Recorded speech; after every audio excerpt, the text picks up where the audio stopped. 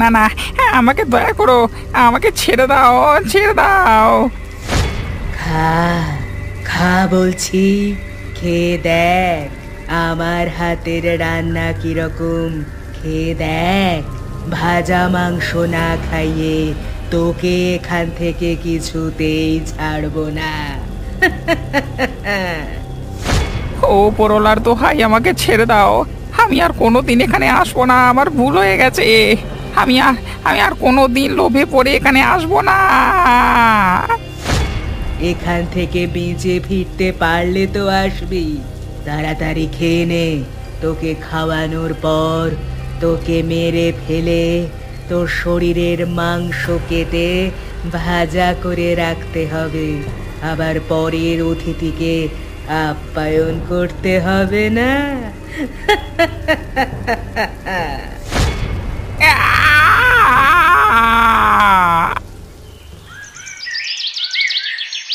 সকালবেলায় জঙ্গলের মধ্য থেকে পিয়ন পটলকে অজ্ঞান অবস্থায় উদ্ধার করে এনেছিল আশরাফ। ইতিমধ্যে পোস্টমাস্টার নাসিরকে খবর দেওয়া হয়ে গেছে। সবই ঠিক আছে, কিন্তু আমি বুঝতে পারলাম না, এই পটলা তো সব কিছুই জানে, অনেক গল্প শুনেছে ওই জঙ্গল নিয়ে, কিন্তু শুধু শুধু রাতের বেলায় জঙ্গলের মধ্যে প্রবেশ করতে গেল কেন? এরই মধ্যে পোস্টমাস্টার নাসির হাঁটতে হাঁটতে সেখানে এসে পৌঁছালো, প্রচণ্ড উদ্বিগ্ন। আরে আশরাফ ভাই, যেটা শুনলাম সবকিছু সত্যি? কেমন আছে পটলবাবু? উদ্ধার যদি না করতাম তাহলে মনে হয় এতক্ষণ আর বেঁচে থাকতো না। যা করে পুকুরের ধারে পড়েছিল, ভাগ্যিস মুখটা জলের মধ্যে ডুবে যায়নি, না হলে নিঃশ্বাস নিতে না পেরে মরে যেত। তারপর নাসিরকে নিয়ে আশরাফ ঘরের মধ্যে যায়। খাটের উপর প্রচণ্ড অসুস্থ হয়ে শুয়ে আছে পটল, চোখ খুলতে পারছে না, শুধু বুকের ওঠানামা দেখে বোঝা যাচ্ছে সে বেঁচে আছে। কিন্তু কি ব্যাপার বলুন তো, রাতের বেলায় জঙ্গলে প্রবেশ করা বারণ সেটা তো পটল জানতো, তাহলে হঠাৎ করে কোনো জরুরি কাজ ছিল নাকি? আপনাদের আলাউদ্দিন বাবুর একটা জরুরি চিঠি এসেছিল, সেই চিঠিটা আমি বেলাবেলি পাঠিয়ে দিয়েছিলাম ওর হাত দিয়ে, বলেছিলাম রাতের আগে ফিরে আসতে, কিন্তু নিশ্চয়ই পথ গোলমাল করেছিল। কিন্তু সত্যি করে বলুন তো, আমি তো এই গ্রামে পোস্টমাস্টার হয়ে এসেছি প্রায় মাস তিনেক হয়েছে, এরই মধ্যে এসে ওই জঙ্গল সম্পর্কে অনেক খারাপ কথা শুনেছি। কি এমন আছে ওই জঙ্গলে? ওই জঙ্গলে জিন থাকে, রাতের বেলায় ওখানে যাওয়া বারণ। দেখুন, আমি কিন্তু এসব বিশ্বাস করি না। তাই নাকি? তাহলে আপনি কি বিশ্বাস করেন? আমার মনে হয় জঙ্গলের মধ্যে কোনো চোরা চালানকারীর আড্ডা আছে, তারাই রাতের বেলায় সুযোগ পেয়ে এসব করে বেড়াচ্ছে। আপনার আগেও অনেক শহুরে বাবুরা এমনটা মনে করত, কিন্তু তারা বেশি দিন এখানে টিকতে পারেনি, জানেন তো। আমি বাকিদের মতো অত ভীতু নই আশরাফ। পটল আমার কাছে কাজ করত, ও মানুষ হিসেবে খুব ভালো। যে বা যারা ওর ক্ষতি করবার চেষ্টা করলো তাকে কিন্তু আমি ছেড়ে কথা বলবো না। ভেবে দেখো পোস্টমাস্টার, জিনের সাথে লেগে আজ পর্যন্ত কেউ বেঁচে ফেরেনি, তুমি পারবে তো? সেই বিশ্বাস আমার উপর আছে, আমাকে এর একটা মীমাংসা করতেই হবে। এইভাবে গ্রামের মানুষদেরকে ভয় রাখা যাবে না। ঠিক আছে, চেষ্টা করে দেখুন, আমি বারণ করবার কে বলুন? আমি মানুষের ভালো করতে গেলে খারাপই হয়েছে আজ পর্যন্ত, অতএব আমার বেশি কিছু বলে লাভ নেই, তাই না? সকালের ঘটনা শোনবার পর থেকে পায়েলের মনে কেমন একটা ভয় ঢুকেছে। সেই ভয়টা এখনো পর্যন্ত তাকে গ্রাস করে আছে। ভয়ে ভয়ে জিজ্ঞাসা করল, যে মানুষটা কালকে আমাদের বাড়িতে খেয়ে গেল, আজকে সেই নাকি মৃত্যুর সাথে লড়াই করছে? আমার ভাবতেই অবাক লাগছে। আমার খুব ভয় করছে জানো। চলো না, আমরা এখান থেকে চলে যাই। পালিয়ে যাবার কথা বলছো? কিন্তু তুমি তো জানো আমি কেমন নাছোড়বান্দা। তোমার বাবা আমার সাথে তোমার বিয়ে দেবে না বলেছিল, তোমাকে তোমার পরিবারের নাকের ডগা দিয়ে আমি নিয়ে পালিয়েছিলাম। দেখো, সেই জিনিস আর এই জিনিস এক নয়। তুমি বোঝবার চেষ্টা করো। আজকে তোমার পিয়নের ওপর আক্রমণ হয়েছে, কালকে যদি তোমার ওপর হয়? তাহলে আর কি, নিজের নামটাই পরিবর্তন করে ফেলবো। জিন ভূত এরা ছেলে খেলার জিনিস নয়। সব জিনিসে জেদ করা ভালো, কিন্তু এই সব দিকে জেদ করা একদম ভালো নয়। তুমি বুঝবার চেষ্টা করো, আমার পিয়ন অসুস্থ, ওকে আমি এইভাবে ফেলে রেখে চলে যেতে পারি না। এর একটা সমাধান করতেই হবে, আর নয়তো ওকে সুস্থ করে দিয়ে তারপর এখান থেকে যাব।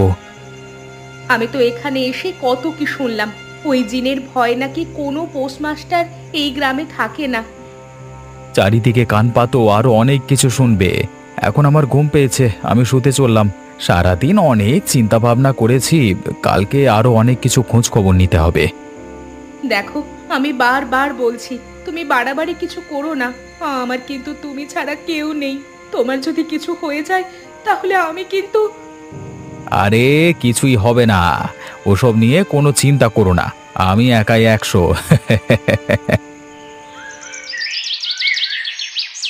পরদিন সকালবেলায় নাসির আশরাফের বাড়িতে এসে অবাক হয়ে গেল। আমি কালকেই দেখে গেলাম মানুষটা একটু সুস্থ হচ্ছে, এক রাতের মধ্যে এত অসুস্থ হয়ে গেল কিভাবে? আমার মনে হচ্ছে আপনি ভালো করে দেখাশোনা করছেন না। তাই নাকি? আমি ওকে বাঁচিয়ে আনলাম, আর আমি নাকি কোনো দেখাশোনা করছি না?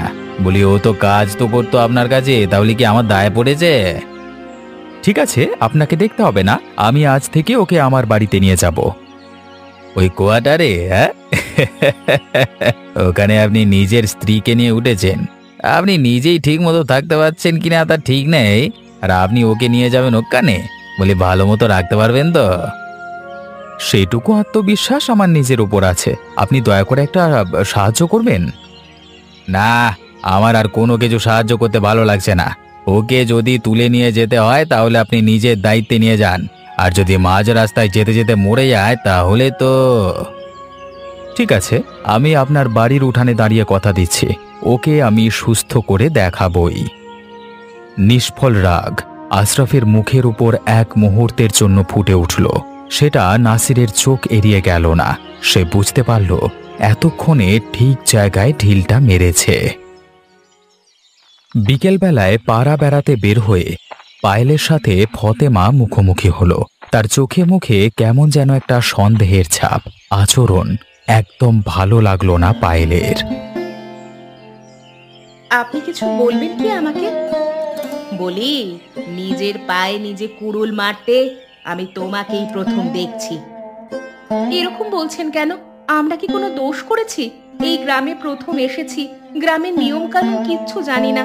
যদি আমাদের একটু বলে দিতেন তাহলে ভালো হতো। বলার কিছু নেই। এই পটলকে তোমাদের বাড়িতে কি জন্য আনলে? ও তো মরবেই, সাথে তোমাদেরকেও নিয়ে যাবে। ও কথা বলছেন কেন? একজন মানুষ বিপদে পড়েছে, তার শরীরের অবস্থা ভালো নয়, আমরা তাকে জেনে শুনে এভাবে ছেড়ে দেব? তাকে একটুও সাহায্য করব না? ওই জিন যার দিকে একবার নজর দেয় তার সর্বনাশ করে ছাড়ে, তাকে কোনো মতেই ছেড়ে দেয় না। তাই তোমাদের ভালোর জন্যই বলছি, ওকে ঘর থেকে বার করে দাও। সেটা আমাদের পক্ষে সম্ভব নয়। উনি আমাদের অত্যন্ত কাছের একজন মানুষ হয়ে উঠেছিলেন। যদি ওনার জায়গায় আপনিও থাকতেন, আপনাকেও একইভাবে আমাদের বাড়িতে নিয়ে গিয়ে সেবা করতাম। আমার বয়ে গেছে ওই জঙ্গলে রাতের বেলায় যেতে। ও গিয়েছিল কেন? ও জানে না নাকি? সেসব তো কিছু বলতে পারবো না। এখন যখন চলেই গেছে তখন তো এই বিপদের হাত থেকে উদ্ধার করতেই হবে ওকে, তাছাড়া তো আর কোনো উপায় নেই।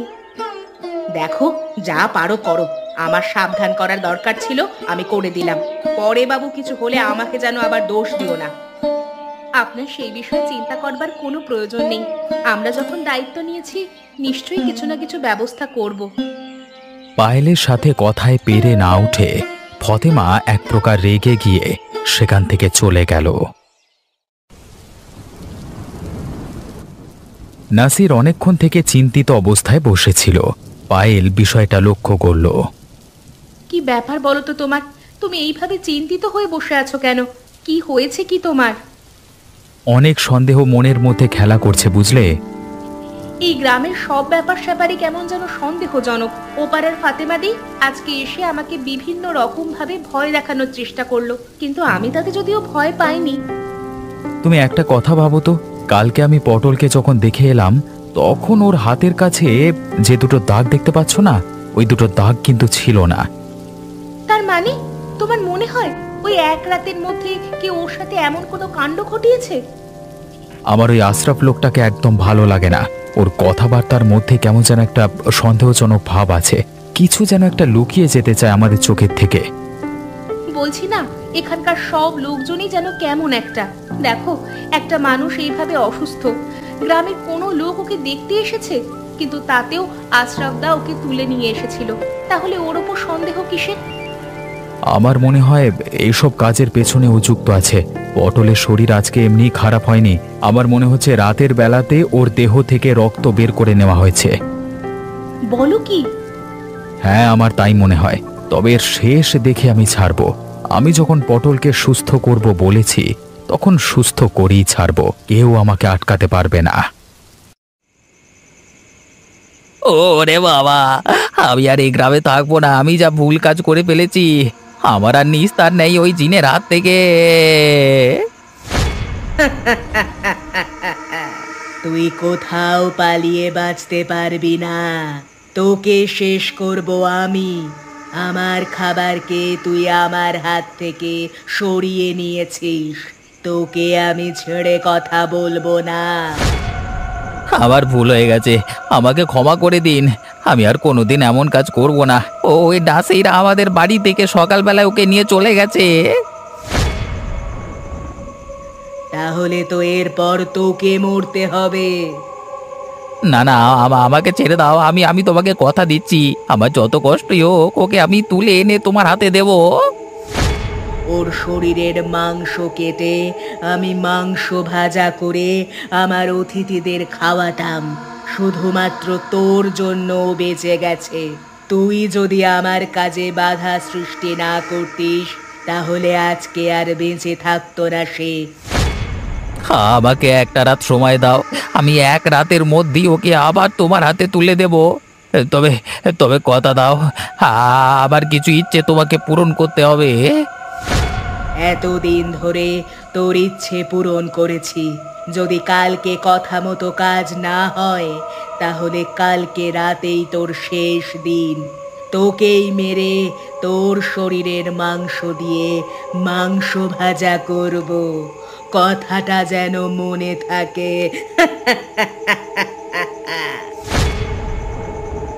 ওই সালা নাসির, সালা নিশ্চয়ই বুঝতে পেরেছে আমার পরিকল্পনার কথা। বেশ এক রাতে ওর রক্ত খাইয়ে জিনকে নিজের কবজায় এনেছিলাম, কিন্তু ওই সালা নাসির সমস্ত কিছু পণ্ড করে দিল। আমি ওদের পরিবারকে ছাড়খাড় করে দেব, কাউকে আমি বাঁচতে দেব না। এখন আমি যদি ওই জিনের খাবার না ফিরিয়ে দিই, তাহলে আমাকে মেরে ফেলবে।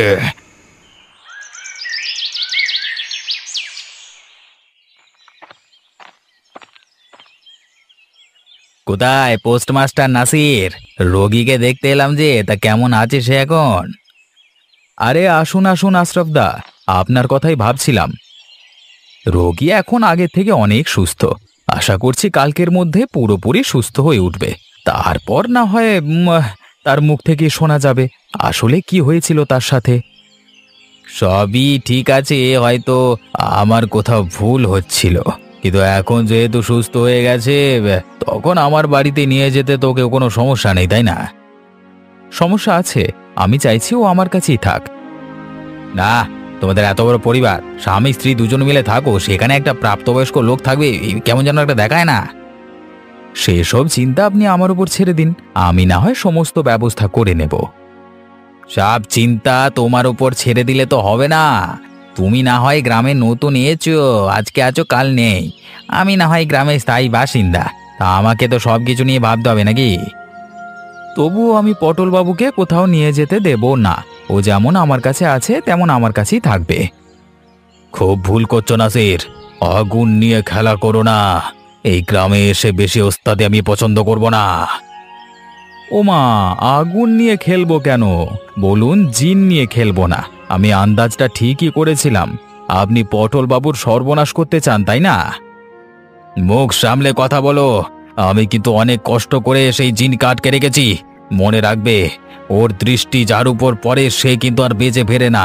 তোমার আগে এই গ্রামে হ্যাঁ হ্যাঁ জানি, অনেক পোস্টমাস্টার এসেছিল তাই তো, কিন্তু আমার মতো আশা করছি আপনি কাউকে দেখেননি। সবাই নিজেরটা নিয়ে ব্যস্ত থাকতো হয়তো। আমি আজকের দিনটা ভাববার সময় দিলাম। রাতের বেলা এসে আমি পটলকে তুলে নিয়ে যাব। তোমার কত ক্ষমতা, তুমি আমাকে আটকে নিও। একে ঝড় বৃষ্টির সময়, তার উপর রাতের বেলায় শুধু শুধু এসে লাভ নেই। আমি এখনই বলে দিচ্ছি, আমার কোয়ার্টারের দরজা সারা জীবনের মতো আপনার জন্য বন্ধ থাকবে, ঠিক আছে? এই, কিন্তু এই বন্ধ দরজা কোনো জিন ভূত এদেরকে আটকে রাখতে পারবে না রে। হঠাৎ করে দেখবি রাতের বেলায় কেউ ঢুকে গিয়ে তোর গার মটকে দিয়েছে, তোর বউকে মেরে ফেলেছে, তখন আর বুঝতে পারছিস তো। আমি তবে চললাম, ভাবনা চিন্তা করে দেখো কেমন।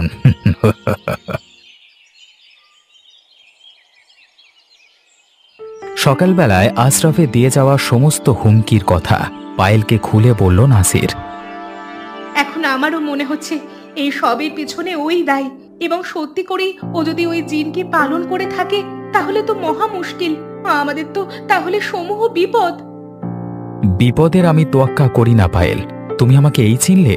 আমি কোনো দিন অন্যায় থেকে মুখ ফিরিয়ে নিইনি, সব সময় তার মোকাবিলা করতে শিখেছি। কিন্তু তুমি বুঝতে পারছো, এখানে আমাদের মুখোমুখি ওই শয়তান আশরাফ আর ওর পোষা জিন। তাহলে আমরা ওর হাত থেকে কিভাবে বাঁচবো? কোথায় পোস্টমাস্টার? এদিকে সব খবরাখবর কি? আমি যা শুনছি। তুমি তাহলে সেই পোস্টমাস্টার? যাক, তোমাকে তো দেখে বেশ যুবক বলে মনে হচ্ছে। তাই এদিকে তো তুমি অনেকের ঘুম উড়িয়ে দিয়েছ রাতের। আপনাকে তো ঠিক চিনতে পারলাম না। আরে পটল শেষ চিঠিটা যার ঘরে পৌঁছে দিয়ে এসেছিল সেই আমি। আমার নাম আলাউদ্দিন। আজকের রাতটা তোমাদের এখানে থাকতে চাই, জায়গা হবে কি? আরে আসুন আসুন, ভেতরে আসুন। যাক, আগের তুলনায় অনেকটা সুস্থ। আশা করছি কালকের মধ্যেই কথা বলবে। কিন্তু এদিকে তোমাদের সমূহ বিপদ আজকে রাতে, তাই জন্যই আমি আজকে থাকতে চাই। আমি থাকলে তোমাদের বিপদের হাত থেকে মুক্ত করতে পারবো। আচ্ছা আলাউদ্দিন বাবু, একটা কথা বলুন তো, আপনার কি মনে হয় না আপনাদের গ্রামে যে জিনের উৎপাত, সেই জিনকে ইচ্ছে করে গ্রামের কিছু মানুষ এখনো নিজের স্বার্থের জন্য ব্যবহার করছে? নিশ্চয়ই তাই। আমি অনেক দিনই আন্দাজ করেছিলাম, কিন্তু আমি একা লড়াই করতে পারতাম না। তোমার মতো একজন সহকারী প্রয়োজন ছিল। কিন্তু জিনের সাথে আমি কিভাবে লড়বো? জিনের সাথে লড়াই করবার জন্য আমি আছি, কিন্তু মানুষজনকে সামলানো তোমার দায়িত্ব। ওই আশরাফ লোকটা ভালো লোক নয়। ও আজকে তোমাদের ক্ষতি করবার জন্য ওই জিনকে সাথে করে নিয়ে আসবে। আপনি এত নিশ্চিত হয়ে বলছেন কিভাবে? আমি বলছি তার কারণ আছে। এর আগেও এমন ঘটনা ঘটিয়েছে, কিন্তু আফসোস আমি ঘটনা চক্রে থাকতে পারিনি। আমি শুনেছি আজকে সকালে তোমার সাথে ঝগড়া হয়েছে। শুধু কি ঝগড়া, রীতিমতো আমাকে হুমকি দিয়ে গেছে। রাতটা নামতে দাও, তারপরেই সমস্ত ব্যবস্থা।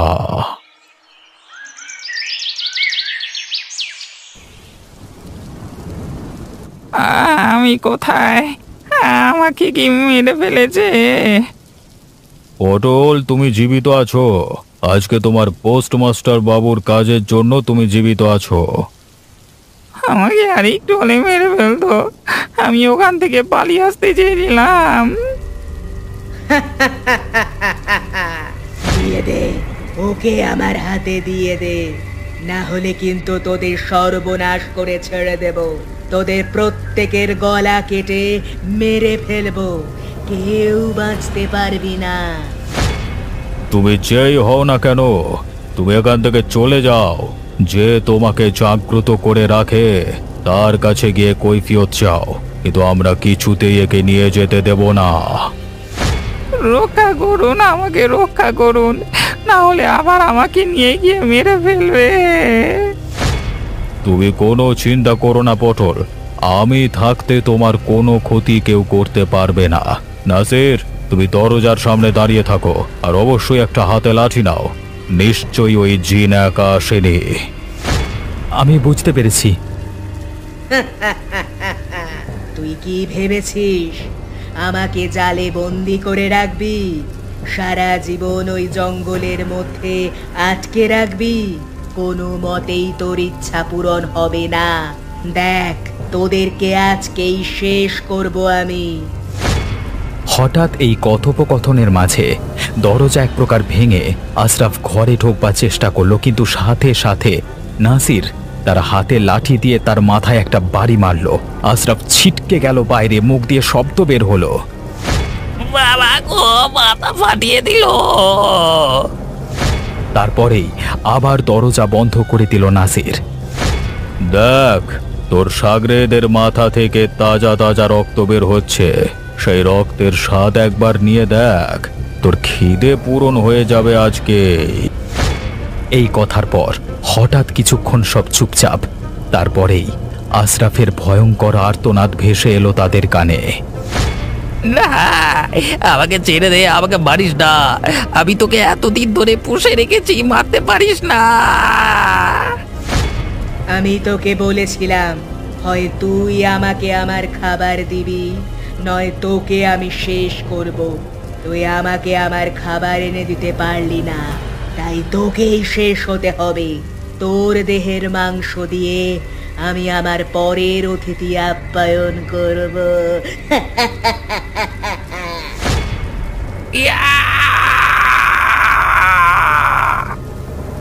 ভয়ানক আর্তনাদটা ক্রমশ দূরে মিলিয়ে গেল।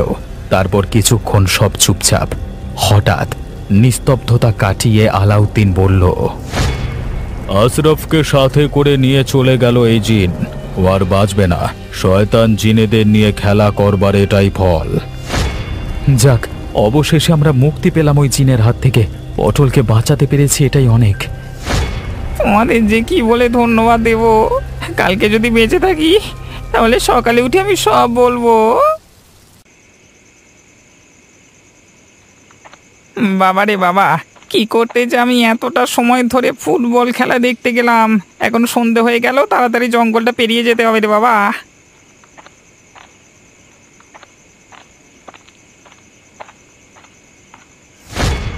কে কে ওখানে দাঁড়িয়ে আছো? এই ভালো ভালো বেরিয়ে এসো বলে দিচ্ছি, আমাকে ভয় দেখানোর চেষ্টা করবে না। আরে, তোকে ভয় দেখাতে যাব কেন রে খেবা? আমি তো তোর জন্য অপেক্ষা করছিলাম। তখন দেখলাম চিঠি নিয়ে যাচ্ছিস, এখনো ফেরত এলি না, তাই দাঁড়িয়েছিলাম। আশরাফদা, তুমি এখানে? তো একটু ভয় করছে না গো? এই জঙ্গলের মধ্যে জিন থাকে, তুমি জানো? ও জিন আমার কিছু করবে না, তুই আয় আমার সঙ্গে আয়। বরং আমি তোকে একটা অন্য রাস্তা দিয়ে নিয়ে যাচ্ছি। দেখা হয়ে ভালোই হলো, না হলে হয়তো তোর ক্ষতি হয়ে যেতে পারতো, বুঝলি? আমি আশরাফদার সাথে বিশ্বাস করে ওর দেখানো পথ মতো যেতে শুরু করলাম। বেশ অনেকটা ঘুর পথ, যেতে যেতে অনেক কথা হচ্ছে, কিন্তু আমার মনে সন্দেহ। আর কতক্ষণ? হঠাৎ করে অঝরে বৃষ্টি নামলো। এই রে, প্রচন্ড বৃষ্টি নেমে গেল তো। চল চল আমার সাথে, একটা কুটির আছে একটা এখানে কাছে। আমি জানি, তাড়াতাড়ি চল আমার সাথে আয়, নাহলে ভিজে যাবি। আমাকে সাথে নিয়ে একটা ভাঙা কুটিরের মধ্যে উঠলো। সেখানে দাঁড়িয়ে অনেক রকম কথা বলছি দুজনে। হঠাৎ করে একটা ঠান্ডা হাত আমার পিঠে পড়লো। আমি ভয়ে চিৎকার করে উঠলাম, ওরে বাবা রে দাদা, আমার কাঁধে কে যেন হাত রাখলো, ঠান্ডা হাত। ওরে, এত ভয়ের কিছু নেই, হয়তো গাছের জল হবে, বুঝলি? আমি দাদার কথা বিশ্বাস করে ভয়ে ভয়ে সেখানে দাঁড়িয়ে রইলাম, কিন্তু আমার মন কু ডাকতে শুরু করলো। এরই মধ্যে হঠাৎ করে আমার নাকে ভাজা মাংসের গন্ধ ভেসে এলো। কি সুস্বাদু গন্ধ! পেটের খিদে একেবারে মোচড় দিয়ে উঠলো। দাদা, ভাজা মাংসের গন্ধ পাচ্ছ না? কোথা থেকে আসছে বলো তো? একবার পেছনের দিকে তাকিয়ে দেখ, আমাদের জন্য কতক্ষণ থেকে রান্না বান্না করে অপেক্ষা করছে কে। আমি দাদার কথা মতো পেছন দিকে ফিরলাম, আর তারপরেই ওই জিন আমার গলা টিপে ধরে ঘরের মধ্যে টেনে নিয়ে যেতে শুরু করলো। ও বাবা, আমাকে বাঁচাও, দয়া করে বাঁচাও দাদা, মেরে ফেললো। ওকে নিয়ে যাও, কিন্তু ওকে একবারে যেন মেরে ফেলো না। ওর দেহ থেকে রক্ত খাও। তাছাড়া আমার হাতে কোনো মানুষ নেই এখন। একজন পোস্টমাস্টার এসেছে, তাকে আগে বোকা বানাতে একটু সময় লাগবে। তার আগে একে যেন একবার পুরোপুরি মেরে দেও না। হ্যাঁ, ঠিক আছে, একে নিয়েই তবে কিছুদিন খেলা করা যাক।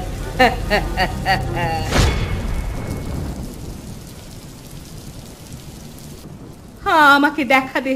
আশরাফ চলে গেছে তো কি হয়েছে? আমি তো আছি, আমি তোমার সমস্ত ইচ্ছা পূরণ করব। আমাকে দেখা দাও আমাকে।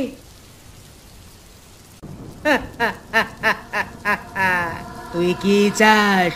তুইও কি আশরাফের মতো আমার দাসত্ব করতে চাস? হ্যাঁ চাই, কিন্তু বদলে আমি কি পাবো? তুই যা চাস তাই পাবি, তবে মনে রাখিস আমি কিন্তু মানুষের মাংস চাই, আর আমার জন্য মানুষের মাংস জোগাড় করবার দায়িত্ব তোর। ওই পোস্টমাস্টারের বউটা বেশ নাদুস নুদুস পাড়া, ওর গায়ে ভালো মাংস আছে। তুমি বলো তো আমি ওকে বোকা বানিয়ে ওদের সবাইকে শেষ করতে চাই আমি। তুই যদি আমার কাজে আমাকে সাহায্য করিস তাহলে আমি তোর দাসত্ব করব। বেশ, তো আমাকে কয়েকটা দিন সময় দাও, তারপর হায় রে, এই বোকা মানুষেরা কি কোনোদিন বুঝবে না লোকের ক্ষতি করলে নিজের ক্ষতি একদিন হয়, আবার বিপদ আসতে চলেছে। না না, ওই পোস্টমাস্টারের পরিবারকে এই গ্রাম থেকে আমাকে বের করে দিতে হবে, তাছাড়া আর কোনো উপায় নেই।